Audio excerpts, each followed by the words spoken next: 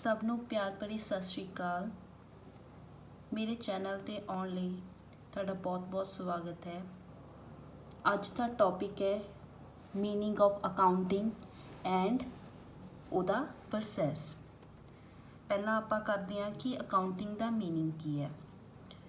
Accounting is a systematic process of identifying, measuring, recording, classifying, summarizing, analyzing, interpreting, and communicating financial information. ਕਹਿੰਦੇ accounting ਕੀ ਹੈ, ਇੱਕ systematic process ਹੈ। Systematic process ਕੀ ਆ ਕਿ step by step ਚੱਲਣ ਵਾਲਾ ਇੱਕ ਵੇ ਆ ਕਿ ਕੋਈ ਵੀ ਟ੍ਰਾਂਜੈਕਸ਼ਨ ਲੈਣ ਦੇਣ ਹੁੰਦਾ ਆ, ਜਦੋਂ ਉਹਨੂੰ ਆਪਾਂ ਅਕਾਊਂਟਸ ਦੇ ਵਿੱਚ ਪਾਉਂਦੇ ਆ, ਠੀਕ ਹੈ, ਉਹਨੂੰ ਪਾਉਣ ਦੇ ਲਈ ਅਲੱਗ-ਅਲੱਗ ਪ੍ਰੋਸੈਸ ਆ ਜਿਹੜੇ ਕਿ ਫੋਲੋ ਕੀਤੇ ਜਾਂਦੇ ਆ, ਠੀਕ ਹੈ, ਕਿ ਤਾਂ ਜੋ ਸਾਨੂੰ ਪਤਾ ਲੱਗੇ ਕਿ ਸਾਡੀ ਫਾਈਨੈਂਸ਼ੀਅਲ ਸਟਰੈਂਥ ਕਿੰਨੀ ਆ, ਸਾਡੇ business the end of the year ਸਾਡਾ ਬਿਜ਼ਨਸ ਆ ਕਿੱਥੇ ਸਟੈਂਡ ਆ, ਸਾਡੇ ਕੋਲ ਕਿੰਨਾ ਕੈਸ਼ ਆ, ਸਾਡੀ ਐਸਟ ਕਿੰਨੀ ਆ, ਸਾਡੀ ਬਿਜ਼ਨਸ ਪੋਜੀਸ਼ਨ ਕਿੱਥੇ ਸਟੈਂਡ ਹੈਗੀ ਆ। ਓਕੇ, ਨਾਓ ਅੱਗੇ ਆਪਾਂ ਕਰਦੇ ਹਾਂ ਪ੍ਰੋਸੈਸ ਕਰਨ ਤੋਂ ਪਹਿਲਾਂ ਆਪਾਂ ਇੱਕ ਚੀਜ਼ ਦੇਖਦੇ ਹਾਂ, ਪਹਿਲਾਂ ਸਮਝਦੇ ਹਾਂ ਕਿ ਅਕਾਊਂਟਿੰਗ ਹੈ ਕੀ ਆ, ਕਿਉਂ ਜ਼ਰੂਰਤ ਪੈਂਦੀ ਆ ਕਿ ਸਾਨੂੰ ਅਸੀਂ ਅਕਾਊਂਟਿੰਗ ਕਰੀਏ, ਅਸੀਂ ਰਿਕਾਰਡ ਕਰੀਏ ਸਾਰੀਆਂ ਟ੍ਰਾਂਜੈਕਸ਼ਨ, ਸਾਰਾ ਲੈਣ ਦੇਣ ਆ ਜੋ ਆਪਣਾ ਹੋ ਰਿਹਾ ਆ ਉਹਨਾਂ ਨੂੰ ਰਿਕਾਰਡ ਕਰੀਏ। ਪਹਿਲਾਂ ਤਾਂ ਦੇਖਿਆ ਜਾਏ ਕਿ ਹਿਊਮਨ ਮੈਮਰੀ ਆ ਜਿਹੜੀ ਉਹ ਜ਼ਿਆਦਾ ਚੀਜ਼ਾਂ ਆਪਣੇ ਮਾਈਂਡ ਦੇ ਵਿੱਚ ਸਟੋਰ ਨਹੀਂ ਰੱਖ ਸਕਦੀ। ਡੇ ਟੂ ਡੇ ਬਹੁਤ ਸਾਰੀਆਂ ਟ੍ਰਾਂਜੈਕਸ਼ਨ ਹੁੰਦੀਆਂ, ਇੱਕ ਦਿਨ ਦੇ ਵਿੱਚ 4 ਸਾਡੀ ਟ੍ਰਾਂਜੈਕਸ਼ਨ ਹੁੰਦੀ ਹੈ, ਲੈਣ ਦੇਣ ਹੋ ਰਿਹਾ, ਕੋਈ ਕੈਸ਼ ਨਾਲ ਹੋ ਰਿਹਾ, ਕੋਈ ਉਧਾਰ 'ਤੇ ਹੋ ਰਿਹਾ, ਠੀਕ ਹੈ। ਉਹ ਸਾਰੀਆਂ ਚੀਜ਼ਾਂ ਆਪਾਂ ਨਹੀਂ ਆਪਣੇ ਮਾਈਂਡ ਦੇ ਵਿੱਚ ਰੱਖ ਸਕਦੇ। 365 ਡੇਜ਼ ਦੇ ਵਿੱਚ ਬਹੁਤ ਸਾਰੀਆਂ ਟ੍ਰਾਂਜੈਕਸ਼ਨ ਹੁੰਦੀਆਂ ਜਿਹੜੀਆਂ ਮਾਈਂਡ ਦੇ ਵਿੱਚੋਂ ਸਕਿਪ ਵੀ ਹੋ ਜਾਂਦੀਆਂ। ਸੋ ਬੈਸਟ ਵੇ ਆ ਕਿ ਉਹਨੂੰ ਆਪਾਂ ਇੱਕ ਰਿਟਨ ਰਿਕਾਰਡ ਕਰਕੇ ਰੱਖਦੇ ਹਾਂ, ਠੀਕ ਹੈ। ਸਾਰੀਆਂ ਜਿਹੜੀਆਂ ਟ੍ਰਾਂਜੈਕਸ਼ਨ ਹੁੰਦੀਆਂ ਅਸੀਂ ਉਹ ਰਿਟਨ ਦੇ ਵਿੱਚ ਕਰ ਲੈਂਦੇ ਹਾਂ, ਉਹਨੂੰ ਹੀ ਇੱਕ ਨਾਮ ਦਿੱਤਾ ਗਿਆ ਆ ਅਕਾਊਂਟਿੰਗ। ਹੁਣ ਆਪਾਂ ਪ੍ਰੋਸੈਸ ਕਰਦੇ ਹਾਂ ਕਿ ਅਕਾਊਂਟਿੰਗ ਦਾ ਪ੍ਰੋਸੈਸ ਕੀ ਆ। ਫਸਟ ਸਟੈਪ ਹੈਗਾ ਆ ਆਈਡੈਂਟੀਫਾਈ ਦਾ ਟ੍ਰਾਂਜੈਕਸ਼ਨ। ਇਹਦੇ ਵਿੱਚ ਆਪਾਂ ਆਈਡੈਂਟੀਫਾਈ ਕਰਦੇ ਹਾਂ ਜੋ ਵੀ ਟ੍ਰਾਂਜੈਕਸ਼ਨ ਹੁੰਦੀਆਂ, ਜੋ ਵੀ ਸਾਡਾ ਲੈਣ ਦੇਣ ਹੋ ਰਿਹਾ ਆ, ਠੀਕ ਹੈ, ਉਹਦੀ ਜਾਂਚ ਕਰਨੀ ਕਿ ਇਹ ਕਿਹੜੇ ਨੇਚਰ ਦੀ ਇਵੈਂਟ ਆ। ਨੇਚਰ ਦੀ ਇਵੈਂਟ ਮਤਲਬ ਜੇ ਆਪਾਂ ਦੇਖਿਆ ਜਾਵੇ ਅਸੀਂ ਕੈਸ਼ ਨਾਲ ਟ੍ਰਾਂਜੈਕਸ਼ਨ ਕਰਦੇ ਹਾਂ ਅਤੇ ਕਿੱਥੇ ਆਉਣੀ ਆ, ਕਿੱਦਾਂ ਐਂਟਰੀ ਉਹਦੀ ਪਾਉਣੀ ਆ। ਜਰਨਲ ਐਂਟਰੀ ਮਤਲਬ ਕਿਸ ਅਕੋਰਡਿੰਗ ਹੋਏਗੀ, ਉਧਾਰ ਨਾਲ ਕਰ ਰਹੇ ਹਾਂ ਤਾਂ ਕਿੱਦਾਂ ਹੋਏਗੀ, ਰॉ ਮਟੀਰੀਅਲ ਖਰੀਦ ਰਹੇ ਹਾਂ ਤਾਂ ਐਂਟਰੀ ਕਿਸ ਵੇ ਦੇ ਨਾਲ ਕੀਤੀ ਜਾਏਗੀ, ਐਸਟਸ ਖਰੀਦਦੇ ਹਾਂ ਤਾਂ ਐਂਟਰੀ ਕਿਸ ਵੇ ਦੇ ਨਾਲ ਹੋਏਗੀ, ਠੀਕ ਹੈ। ਬੇਸਿਕਲੀ ਇਸ ਐਂਟਰੀ ਦੇ ਵਿੱਚ ਇਸ ਪੁਆਇੰਟ ਦੇ ਵਿੱਚ ਇਹ ਡਿਫਾਈਨ ਕੀਤਾ ਗਿਆ ਆ ਕਿ ਕਿਹੜੀ ਇਵੈਂਟ ਦੀ ਕੋਈ ਵੀ ਟ੍ਰਾਂਜੈਕਸ਼ਨ ਹੈਗੀ ਆ ਅਤੇ ਉਹਨੂੰ ਕਿਸ ਵੇ ਦੇ ਨਾਲ ਆਪਾਂ ਜਰਨਲ ਦੇ ਵਿੱਚ ਪਾਉਣਾ ਆ। ਸੈਕਿੰਡ ਸਟੈਪ ਹੈ ਮੇਜ਼ਰਿੰਗ ਦਾ ਟ੍ਰਾਂਜੈਕਸ਼ਨ। ਫਸਟ ਸਟੈਪ ਦੇ ਵਿੱਚ ਆਪਾਂ ਕਰ ਲਿਆ ਕਿ ਹਾਂ ਇਹ ਜਿਹੜੀ ਐਂਟਰੀ ਆ ਕਿਸ ਨੇਚਰ ਦੀ ਹੈ, ਠੀਕ ਹੈ, ਕਿੱਦਾਂ ਇਹ ਐਂਟਰੀ ਆਉਣੀ ਆ। ਦੂਸਰੇ ਦੇ ਵਿੱਚ ਆਪਣਾ ਕੀ ਟ੍ਰਾਂਜੈਕਸ਼ਨ ਨੂੰ ਕਿੱਦਾਂ ਮੇਜ਼ਰ ਕਰਨਾ। ਆਪਾਂ ਇੰਡੀਆ ਦੇ ਵਿੱਚ ਰਹਿੰਦੇ ਹਾਂ, ਸੋ ਆਪਾਂ ਇੰਡੀਅਨ ਕਰੰਸੀ ਦੇ ਵਿੱਚ ਉਹਨੂੰ ਮੇਜ਼ਰ ਕਰਾਂਗੇ। ਜੇ ਦੇਖਿਆ ਜਾਵੇ ਤਾਂ ਅੱਜ ਦੇ ਟਾਈਮ ਵਿੱਚ ਹਰ ਇੱਕ ਚੀਜ਼ ਦੀ ਇੱਕ ਵੈਲਿਊ ਆ, ਠੀਕ ਹੈ।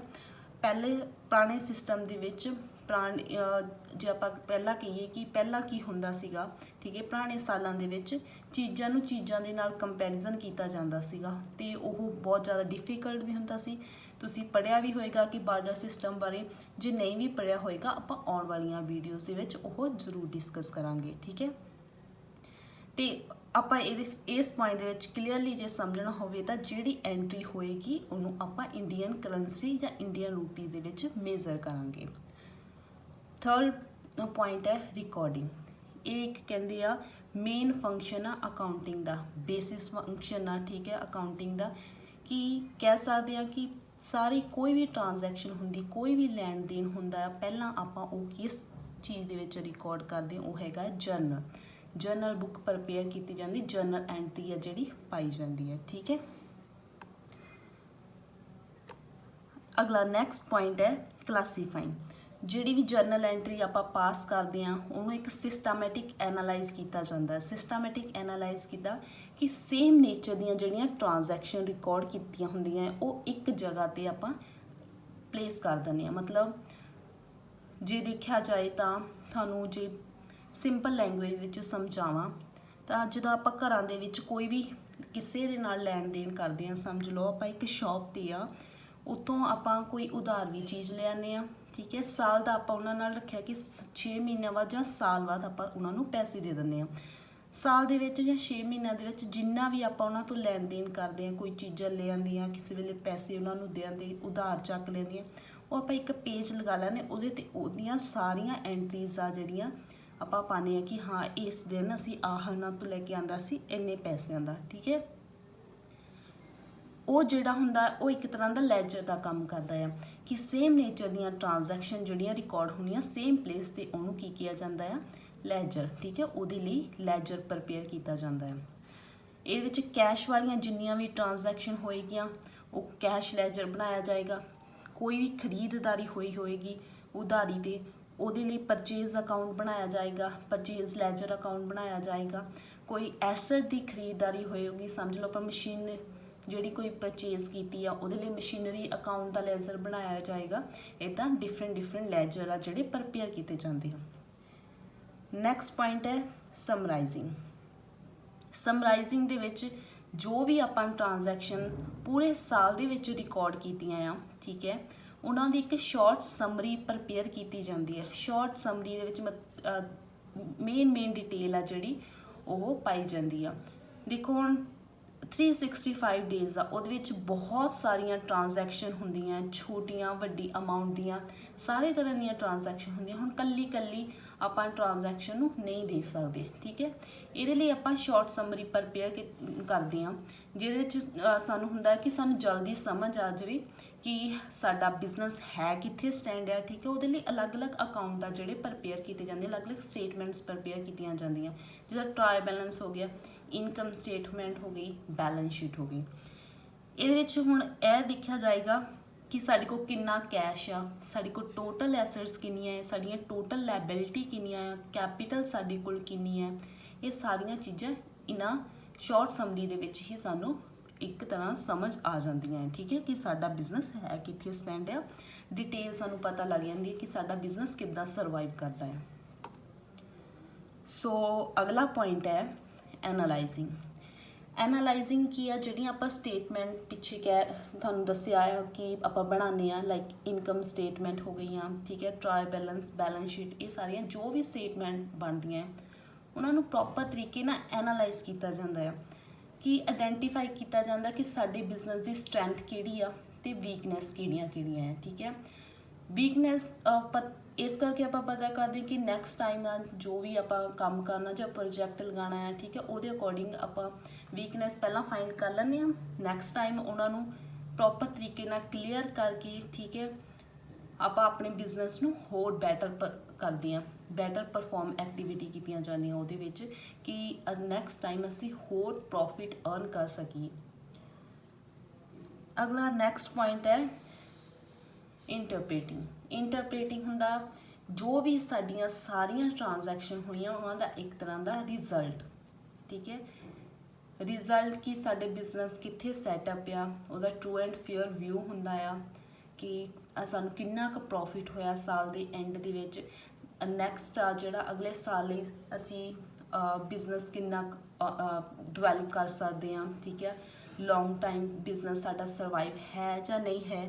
ਅਤੇ ਆ ਜੋ ਵੀ ਟ੍ਰਾਂਜੈਕਸ਼ਨ ਜਾਂ ਸਟੇਟਮੈਂਟ ਪ੍ਰਪੇਅਰ ਕੀਤੀਆਂ ਜਾਂਦੀਆਂ ਇਹ ਯੂਜ਼ਫੁਲ ਹੁੰਦੀਆਂ ਯੂਜ਼ਰਸ ਲਈ। ਯੂਜ਼ਰਸ ਕੌਣ ਹੁੰਦੇ ਆ, ਹੁਣ ਉਹ ਹੁੰਦੇ ਆ ਦੋ ਤਰ੍ਹਾਂ ਦੇ, ਇੰਟਰਨਲ ਅਤੇ ਐਕਸਟਰਨਲ। ਇੰਟਰਨਲ ਯੂਜ਼ਰਸ ਉਹ ਹੁੰਦੇ ਆ ਜਿਹੜੇ ਕੰਪਨੀ ਦੇ ਅੰਦਰ ਰਹਿ ਕੇ, ਜਿਹੜੇ ਕੰਪਨੀ ਦੇ ਅੰਦਰ ਕੰਮ ਕਰਦੇ ਆ, ਕੋਈ ਵੀ ਸਟੇਟਮੈਂਟ ਨੂੰ ਉਹ ਯੂਜ਼ ਕਰਦੇ ਆ, ਠੀਕ ਹੈ, ਉਹਨਾਂ ਦੀ ਇਨਫੋਰਮੇਸ਼ਨ ਨੂੰ ਯੂਜ਼ ਕਰਦੇ ਆ। ਲਾਈਕ ਜਿੱਦਾਂ ਹੋ ਗਿਆ ਇੰਪਲਾਈ ਹੋ ਗਿਆ, ਠੀਕ ਹੈ, ਓਨਰ ਹੋ ਸਕਦੇ ਆ, ਠੀਕ ਹੈ, ਵਰਕਰ। ਜਿਹੜੇ ਹੁਣ ਐਕਸਟਰਨਲ ਯੂਜ਼ਰ ਉਹ ਹੁੰਦੇ ਜਿਹੜੇ ਕੰਪਨੀ ਦੇ ਬਾਹਰ ਰਹਿ ਕੇ ਕਿਸੇ ਵੀ ਇਨਫੋਰਮੇਸ਼ਨ ਨੂੰ ਯੂਜ਼ ਕਰਦੇ ਆ, ਲਾਈਕ ਜਿੱਦਾਂ ਗਵਰਨਮੈਂਟ ਹੋ ਗਈ, ਠੀਕ ਹੈ, ਪਬਲਿਕ ਹੋ ਗਿਆ, ਮੀਡੀਆ ਹੋ ਗਿਆ। ਇਹ ਉਹ ਵਾਲੇ ਪਰਸਨ ਆ ਜਿਹੜੇ ਬਾਹਰ ਰਹਿ ਕੇ ਕੰਪਨੀ ਦੀ ਇਨਫੋਰਮੇਸ਼ਨ ਨੂੰ ਯੂਜ਼ ਕਰਦੇ ਆ, ਠੀਕ ਹੈ। ਬਾਕੀ ਡਿਟੇਲਸ ਜਿਹੜੀ ਇੰਟਰਨਲ ਐਕਸਟਰਨਲ ਦੀ ਉਹ ਆਉਣ ਵਾਲੀਆਂ ਵੀਡੀਓਜ਼ ਦੇ ਵਿੱਚ ਤੁਹਾਨੂੰ ਪ੍ਰੋਵਾਈਡ ਕਰ ਦਿੱਤੀ ਜਾਏਗੀ, ਠੀਕ ਹੈ। ਇਨਫੋਰਮੇਸ਼ਨ ਆਪਾਂ ਕਿਸੇ ਹੋਰ ਵੀਡੀਓ ਵਿੱਚ ਬਾਕੀ ਡਿਟੇਲ ਡਿਸਕਸ ਕਰਾਂਗੇ। ਲਾਸਟ ਪੁਆਇੰਟ ਹੈ ਕਮਿਊਨੀਕੇਟਿੰਗ ਇੱਕ ਤਰ੍ਹਾਂ ਦਾ ਇੰਪੋਰਟੈਂਟ ਫੰਕਸ਼ਨ ਵੀ ਹੈ, ਕਿਉਂਕਿ ਸਾਰੀਆਂ ਟ੍ਰਾਂਜੈਕਸ਼ਨ ਹੋ ਜਾਂਦੀਆਂ ਹੈ, ਠੀਕ ਹੈ। ਇਹਦੇ ਵਿੱਚ ਆਪਾਂ ਐਨਾਲਾਈਜ਼ਿੰਗ, ਇੰਟਰਪ੍ਰੀਟਿੰਗ ਸਭ ਚੀਜ਼ਾਂ ਕਰ ਲੈਂਦੇ ਹਾਂ, ਅਤੇ ਕਮਿਊਨੀਕੇਸ਼ਨ ਹੋਣਾ ਵੀ ਬਹੁਤ ਜ਼ਿਆਦਾ ਜ਼ਰੂਰੀ ਆ। ਇਹਦੇ ਵਿੱਚ ਹੁੰਦਾ ਕਿ ਜੋ ਵੀ ਆਪਾਂ ਸਟੇਟਮੈਂਟ ਬਣਾਈਆਂ ਆ ਉਸ ਇਨਫੋਰਮੇਸ਼ਨ 'ਤੇ ਡਿਸਕਸ਼ਨ ਕਰਨੀ ਕਿ ਕਿੱਥੇ ਸਾਡੀ ਕੰਪਨੀਆਂ ਵੀਕ ਰਹਿ ਗਈ ਹੈ, ਠੀਕ ਹੈ, ਕਿਉਂ ਸਾਡੀਆਂ ਲਾਇਬਿਲਿਟੀਜ਼ ਇੰਨੀਆਂ ਕ੍ਰੀਏਟ ਹੋਈਆਂ ਆ, ਨੈਕਸਟ ਸਟੈਪ ਕੀ ਲੈਣਾ ਆ, ਉਹਦੇ ਰਿਗਾਰਡਿੰਗ ਕੋਈ ਡਿਸੀਜ਼ਨ ਮੇਕਿੰਗ ਕੀ ਕਰਨੀ। ਇਹ ਜਿਹੜੀਆਂ ਸਾਰੀ ਡਿਟੇਲ ਆ ਉਹ ਇੱਕ ਦੂਜੇ ਨੂੰ ਕਮਿਊਨੀਕੇਟ ਕੀਤੀ ਜਾਂਦੀ ਆ। ਇਹਦੇ ਵਿੱਚ ਹੁੰਦੇ ਆ ਸ਼ੇਅਰ ਹੋਲਡਰ, ਕ੍ਰੈਡੀਟਰ, ਜਿਨ੍ਹਾਂ ਦਾ ਪੈਸਾ ਬਿਜ਼ਨਸ ਦੇ ਵਿੱਚ ਲੱਗਾ ਹੋਇਆ, ਮਤਲਬ ਕਿ ਜੇ ਦੇਖਿਆ ਜਾਏ ਕਿ ਜਿਨ੍ਹਾਂ ਦਾ ਇੰਟਰਸਟ ਆ ਬਿਜ਼ਨਸ ਦੇ ਵਿੱਚ ਹੈਗਾ, ਬਿਜ਼ਨਸ ਦੇ ਪ੍ਰੋਫਿਟ ਲੋਸ ਨਾਲ ਉਹਨਾਂ ਨੂੰ ਫਰਕ ਪੈਂਦਾ ਹੈ, ਠੀਕ ਹੈ। ਇਹ ਤਾਂ ਹੋ ਗਿਆ process and meaning. I hope ਕਿ ਤੁਹਾਨੂੰ ਇਹ ਸਾਰਾ ਸਮਝ ਲੱਗਿਆ ਹੋਏਗਾ। ਜੇ ਨਹੀਂ ਸਮਝ ਲੱਗਿਆ ਤਾਂ ਤੁਸੀਂ ਕਮੈਂਟ ਬਾਕਸ ਦੇ ਵਿੱਚ ਜ਼ਰੂਰ ਦੱਸਿਓ। ਜੇ ਕੋਈ ਗਲਤੀ ਹੋਈ ਤਾਂ ਵੀ ਕਮੈਂਟ ਬਾਕਸ ਦੇ ਵਿੱਚ ਉਸ ਨੂੰ ਪਾਇਓ, ਅਤੇ ਨੈਕਸਟ ਟਾਈਮ ਆਪਾਂ ਜ਼ਰੂਰ ਉਸ ਨੂੰ ਇੰਪਰੂਵ ਕਰਾਂਗੇ। ਮੈਂ ਪੰਜਾਬੀ ਦੇ ਵਿੱਚ ਵੀਡੀਓ ਇਸ ਕਰਕੇ ਬਣਾ ਰਹੀ ਹਾਂ ਕਿਉਂਕਿ ਮੈਂ ਪੰਜਾਬ ਤੋਂ ਬਿਲੋਂਗ ਕਰਦੀ ਹਾਂ। ਮੈਂ ਦੇਖਿਆ ਕਿ YouTube 'ਤੇ ਬਹੁਤ ਸਾਰੀਆਂ ਵੀਡੀਓਜ਼ ਆ ਜਿਹੜੀਆਂ ਕਿ ਹਿੰਦੀ, ਇੰਗਲਿਸ਼ ਦੇ ਵਿੱਚ ਅਵੇਲੇਬਲ ਆ, ਬਟ ਪੰਜਾਬੀ ਦੇ ਵਿੱਚ ਬਹੁਤ ਘੱਟ ਆ। ਅਤੇ ਅੱਜ ਦੀ ਸਿਚੁਏਸ਼ਨ ਹੈ ਕੀ ਆ ਕਿ ਸਕੂਲਸ ਓਪਨ ਨਹੀਂ ਹੈਗੀ, ਅਤੇ ਮੈਂ ਸੋਚਿਆ ਚਲੋ ਆਪਾਂ YouTube 'ਤੇ ਵੀਡੀਓਜ਼ ਬਣਾਉਂਦੇ, ਉਹ ਵੀ ਪੰਜਾਬੀ ਦੇ ਵਿੱਚ। ਹੋ ਸਕਦਾ ਕਿ ਪੰਜਾਬ ਦੇ ਵਿੱਚ ਜਿਹੜੇ ਬੱਚੇ ਪੜ੍ਹ ਰਹੇ ਆ ਉਹਨਾਂ ਨੂੰ ਥੋੜ੍ਹੀ ਹੈਲਪ ਹੋ ਸਕੇ। ਸਿੰਪਲ ਲੈਂਗੁਏਜ ਸਮਝਾਇਆ, ਹੋ ਸਕਦਾ ਤੁਹਾਨੂੰ ਸਮਝ ਲੱਗੇ, ਠੀਕ ਹੈ। ਨੈਕਸਟ ਵੀਡੀਓ ਆਪਾਂ ਜਲਦੀ ਹੀ ਬਣਾਵਾਂਗੇ, ਅਤੇ ਮੇਰੇ ਚੈਨਲ ਨੂੰ ਲਾਈਕ ਅਤੇ ਸਬਸਕ੍ਰਾਈਬ ਜ਼ਰੂਰ ਕਰਿਓ, ਠੀਕ ਹੈ। ਤੁਹਾਡਾ ਸਾਰਿਆਂ ਦਾ ਬਹੁਤ ਬਹੁਤ ਧੰਨਵਾਦ, ਤੁਸੀਂ ਇਸ ਵੀਡੀਓ ਨੂੰ ਸੁਣਿਆ। Thank you.